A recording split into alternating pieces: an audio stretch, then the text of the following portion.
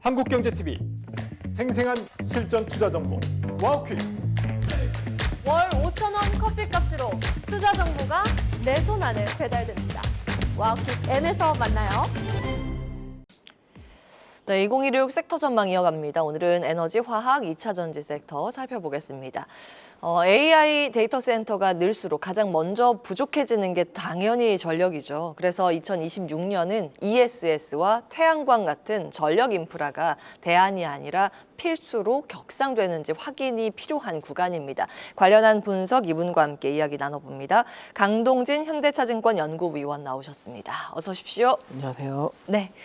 2차 전지에서 요즘 계속 거론되는 건 단연 ESS겠죠. 네. 내년도에 ESS 관련 가장 큰 모멘텀은 뭐라고 보세요? 앞서 말씀하셨던 것처럼 이제 내년에 ESS는 직접적으로 이제 AI 쪽의 데이터 센터와 연계된 부분의 발주를 저희는 좀 기대를 좀 하고 있습니다. 네. 근데 사실 이거는 약간 컨셉이 모호한 걸 좀 저희가 정리하는 뭐 이렇게 상황에서 좀 말씀을 드리고 싶은 거는 말씀하신 대로 AI들이 전기를 많이 쓰는 게 맞습니다. 예. 그래서 ESS가 들어가서 기존의 태양광 발전소의 어떤 간헐성을 극복한다든지 아니면은 다른 발전소들의 가동률을 좀 높여준다든지 이런 영향을 긍정적인 영향을 통해서 전력 소모를 안정화시키는 데 영향을 주지만 네. 또 한 가지는 데이터 센터의 그 연산 방법이 기존의 이제 CPU와는 다르게 이제 GPU들은 병렬 연산을 하잖아요. 네. 그렇기 때문에 거기에 들어간 칩들이 한꺼번에 다 같이 돌아갔다가 다 같이 쉬었다 이렇게 합니다. 예. 그렇기 때문에 전력수의 어떤 사용하는 패턴 자체가 굉장히 변동성이 심해집니다. 아, 확 들어갔다가 약간 쉬었다 이 맞습니다. 패턴인가 봐요. 그러니까 최근에 보면은 이제 데이터 센터가 거의 기가와트 단위로 이제 지어지고 있는데 네.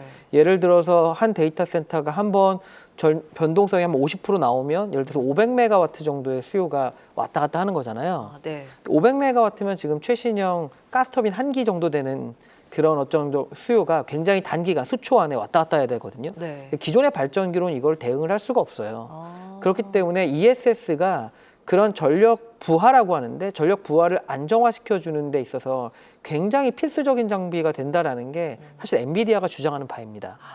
그렇기 때문에 저희는 내년부터 특히 2027년부터 이제 엔비디아가 그 루빈 관련된 제품들을 이제 출시를 하고 그것들이 데이터 센터에 들어가게 되는데 관련된 발주 시장은 2026년에 좀 더 본격적으로 열리지 않을까. 그러니까 지금까지와는 조금 다른 양상에서 ESS가 나올 거라고 생각을 좀 하고 있습니다. 아, 그렇군요. 그러니까 집중적으로 들어가는 그 에너지 폭발적으로 모아서 필요하기 때문에 ESS가 필요하다. 사실 네. 테슬라에서 ESS 판매하기 네. 때문에 예, 거기에 대해서 아마 일론 머스크도 긍정적으로 이야기를 할 수밖에 없었겠지만 말씀 주신 것처럼 지금 AI 발 데이터 센터에서 필요한 전력도 있기 때문에 그걸 ESS 주목도와 연관해서 내년도는 볼 필요가 있다. 이렇게 정리 가능할 것 같습니다. 그리고 최근 보면 좀 우려되는 게 LG 에너지 솔루션과 포드의 계약 해지가 있지 않았습니까? 그때 네. 당시에 또 2차 전지 전반적으로 시장 충격을 받는 그런 모습이었는데 보고서를 보니까 전기차 시장 캐즘은 없다 이렇게 평가하셨더라고요. 왜 그렇게 보셨어요? 지금 글로벌 전기차 시장 올해 이제 성장률은 지금 저희가 갖고 있는 데이터 한 10월 달까지 데이터를 좀 정리를 해봤는데 네. 작년보다 오히려 성장률이 비슷하거나 좀 더 높아지면 높아졌지 낮아지진 않았더라고요. 2차 전지 그러니까 전기차 판매량 기준으로 말씀드린 예. 겁니다. 그러니까 중국은 여전히 굉장히 견조하고요. 네. 유럽이 굉장히 좋았고 오직 미국만이 좀 안 좋은 상황이고요. 그 다음에 이제 그 글로벌하게 미국, 중국, 유럽 이외의 시장, 우리가 레스트 오브 월드라고 하는 우리나라를 포함해서 우리나라도 좀 전기차 판매 굉장히 좋은 편이거든요. 예. 그런 것들까지 포함해서 굉장히 좋은 상황이기 때문에 캐즘이라는 말은 저희는 이제 미국 시장에 한해서 이제 맞는 말이고 글로벌하게 봤을 때는 이거는 좀 약간은 생각해봐야 될 부분이 있다 이렇게 좀 말씀드리는 겁니다. 아, 그러니까 전기차의 캐즘은 없다. 왜냐하면 전기차의 판매량은 지금 계속 성장 중이기 때문에 말씀을 주셨고 지금 근데 그 캐즘이라는 단어가 등장한 게 물론 우리나라 완성차도 전기차 잘 팔고 있습니다. 하이브리드 차량도 계속 이제 성장세고 그런데 전기차로 납품하는 2차 전지 쪽의 실적이 기대만큼 잡히지 않기 때문에 캐즘이라는 단어가 등장을 하고 있거든요. 그런데 왜 우리나라의 2차 전지들은 이 전기차 시장 성장세와 같이 동행하지 못하는 패턴일까요? 예, 그거는 이제 두 가지 요인이라고 생각을 하는데요. 네. 한 가지는 이제 유럽 시장 같은 경우는 한국 업체들의 점유율이 떨어지고 있다는 겁니다. 그거는 뭐 중국 업체들과의 경쟁, 그리고 한국 업체들이 상대적으로 보급형 케미스트리라고 할 수 있는 LFP 기반의 제품에 대한 어떤 대응이 좀 예. 늦었고요. 이제 그런 부분들 때문에 점유율이 더 빠지는 상황이 되다 보니까 유럽 시장을 한국 업체들이 LG건 SDI건 가장 먼저 공장을 지었었거든요. 예. 그런 쪽들의 이제 점유율이 좀 빠지고 가동률이 떨어지는 부분이 지금 한국 업체들한테는 전기차 관련된 배터리의 어떤 실적 부진으로 나타나고요. 예. 두 번째는 이제 미국만이 좀 안 좋은 상황이다 이렇게 말씀을 드렸는데 네. 한국 업체들은 이제 특히 LG 엔솔이나 이런 쪽들을 보면은 미국에 대한 익스포저가 높은 편이죠. 아무래도 그렇다 보니까 이 양쪽에서의 어떤 흐름에서 한국 업체들이 안 좋아지는 것이라고 생각을 좀 하고 있고 전체 시장 자체가 성장률이 둔화되고 있냐 그건 아니다라는 얘기입니다. 그래요? 그러니까 전기차가 글로벌하게 뭔가 안 팔리는 구간이라기보다는 한국 업체들 대응이 부족했던가 한국의 시장 한국 업체들이 집중했던 시장이 이제 정권 교체나 이제 보조금 제도 변경 이런 것들로 인해서 좀 안 좋아지는 이런 부분에서 한국 업체들이 타격을 받는다고 보는 게 좀 더 정확한 분석이 되지 않을까 싶습니다. 기업의 대응이 좀 아쉬웠다. 네네. 그러면 한국의 2차 전지주는 어떻게 대응 전략을 세워야 될까요? 일단은 ESS로 전환하는 것들이 저희는 네. 일단은 첫 번째라고 생각을 하고 있고요. 그러니까 ESS 전환이라는 게 특히나 이제 LFP 셀 기반이 돼야 될 것 같고, 예. 그다음에 한국 업체들의 저희 ESS 전환을 저희가 긍정적으로 보는 이유는 기존에 이제 배터리 사업을 보시면은 자동차 쪽을 하는 사업을 보시면은 배터리에 들어가는 이제 셀만 배터리 이제 뭐 많이 보셨겠지만 파우치처럼 생긴 셀이라든지 네. 각형처럼 생긴 셀을 자동차 업체들한테 납품하고 나면은 그냥 끝이었어요. 예. 근데 저희가 그 ESS 사업을 좋게 보는 이유는 지금 화면에도 좀 나오고 있지만 배터리 업체들이 이 셀만 사업을 하는 게 아니라 완제품, ESS 완제품부터 시스템 통합까지 하게 되면서 ASP를 높일 수가 있는 부분이 있습니다. 예. 그러니까 쉽게 말씀드리면은 배터리 셀만 팔면은 예를 들어서 100불이라고 하면은 네. 완제품을 팔게 되면 200불. 오. 그 다음에 이제 시스템을 통합하게 되면 그보다 좀 더 많은 높은 ASP를 받을 수가 있기 때문에 예. 그 시장 자체는 이제 저희가 보기에는 자동차용 배터리 대비해서 조금 더 작을 수는 있겠지만 예. 오히려 부가가치는 더 높아지고 수익성 면에서도 긍정적일 거라고 생각하는 부분이 저희가 한국 업체들 ESS 사업을 좀 더 강화해야 된다는 부분에 있어서 좀 말씀드리고 싶은 분이고요. 예. 그 부분에서도 보면 LG 엔솔이 그 셀 완제품 시스템 통합을 전부 다 함께하는 거의 유일한 업체고, 유일하네요. 예, 그리고 예. LFP 기반의 ESS 완제품이 지금 판매가 되고 있는 유일한 업체입니다. 아하. SDI 같은 경우에는 이제 SI 사업 쪽은 아직까지 진입을 못 하고 있고, 예. 그 ESS 완제품을 이제 SBB라는 제품으로 컨테이너 형태로 이제 팔고 있는데 그런 부분을 이제 팔고는 있지만 안타깝게도 LFP에 대한 대응이 조금 늦었습니다. 예. 그래서 26년 말 27년 돼야 이제 양산이 되기 때문에 그런 면에서 LG 에너지 솔루션의 어떤 경쟁 여기 좀 더 높고 향후에 이제 개선 가능성이 높다라고 좀 생각을 하고 있습니다. 그래서 예. 저는 일단은 이제 ESS 쪽을 좀 강화하는 부분을 보셔야 될 것 같고, 그 다음에 시장에서 생각하는 것보다 말씀드렸던 이제 AI 데이터 센터들의 병동성을 대응하기 위한 ESS가 필요하기 때문에 예. 내년에 시장 성장세가 더 높아질 거로 생각하는 부분이 아, 있습니다. 예, 예. 그 다음부터는 이제 LFP나 이런 자동차 쪽에서의 어떤 그 보급형 케미스트리를 좀 강화해야 되는 부분이 있을 거고, 저희는 한국 업체들이 예. 그 자동차 쪽이 지금 어렵기는 하지만 내년 2분기 내년 하반기부터는 자동차 쪽도 생각보다 이제 높아질 수 있는 회복할 수 있는 부분이 있다고 생각합니다.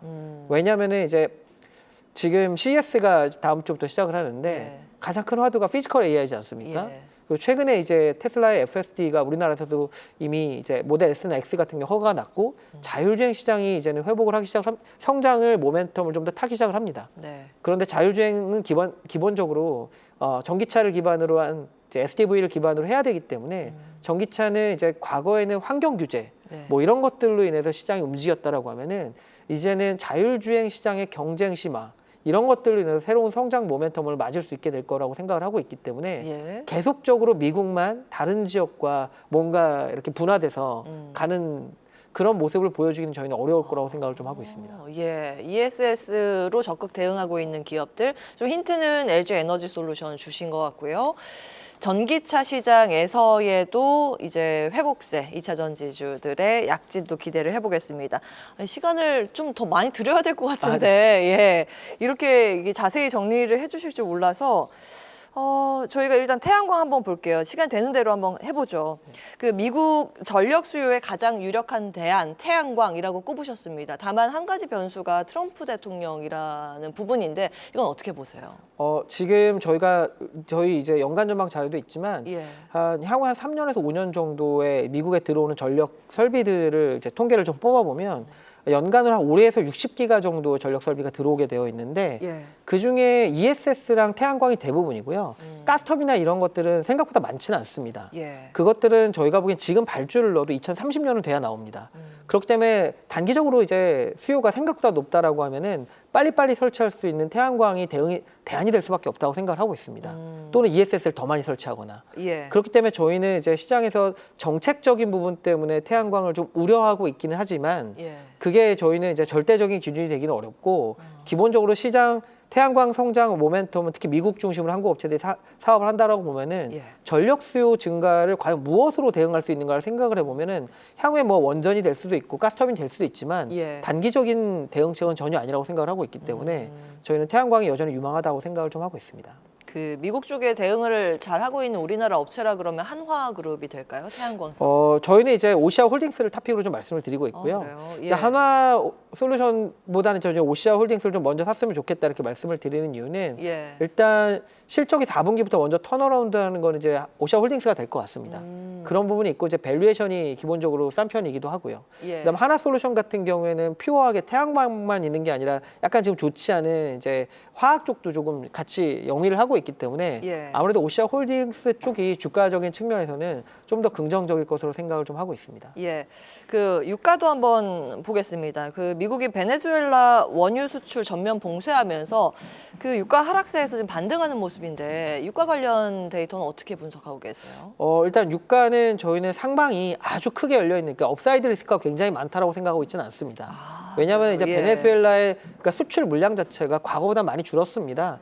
그렇기 때문에 그걸로 인한 영향은 뭐 아주 크진 않을 거라고 생각을 하고 있고요. 예. 두 번째는 지금 차트에서 나오시듯이 미국이 지금 유가가 WTI가 57불밖에 안 되는데 원유 생산량이 계속 늘어나고 있습니다. 예. 그렇기 때문에 이제 일정 부분 미국에서 원유 생산을 증대해서 막아주는 부분, 그 다음에 이제 가이아나 뭐 이런 남미 쪽에서 계속 증산이 일어나는 부분이 있기 때문에 예. 글로벌하게 원유는 지금 뭐 IEA라든지 이런 것들을 이런 쪽에 나온 리포트를 보면은 내년에도 이제 수요보다는 공급이 더 많을 거라는 이제 그런 얘기들이 좀 많이 있습니다. 좀 더. 예. 그렇기 때문에 저희는 유가가 단기간에 어떤 베네수엘라의 이슈로 해서 상승하는 폭은 제한적일 것으로 생각을 하고 있고 26년에 만약에 러시아하고 우크라이나 간의 어떤 전쟁이 조금 더 뭐 이렇게 휴전이라든지 여러 가지 평화 상태가 지속된다고 하면 러시아의 원유가 이제 국제 시장에서 거래가 될 가능성도 있기 때문에 그런 것들 예. 감안하면은 유가가 아주 크게 상승하기는 좀 어렵지 않을까 생각을 하고 있습니다. 공급 쪽의 자극이니까 유가 하방 압력을 좀 더할 수 있긴 하겠네요. 러시아산 원유 또 하나의 변수입니다. 기억을 해가면서 대응 전략 세우셔야겠습니다. 다음에 모시고 네네. 태양광이랑 지금 그 정제 마진 관련해서 화학 쪽 더 이야기를 나누고 싶습니다. 다음을 기약하면서 보내드리겠습니다. 네네. 강동진 현대차증권 연구위원 함께했습니다. 말씀 고맙습니다. 네, 감사합니다. 계속해서 다양한 경제 이슈를 알고 싶다면 구독과 좋아요, 알림 설정 부탁드립니다. AI 캐스터 권미정이었습니다.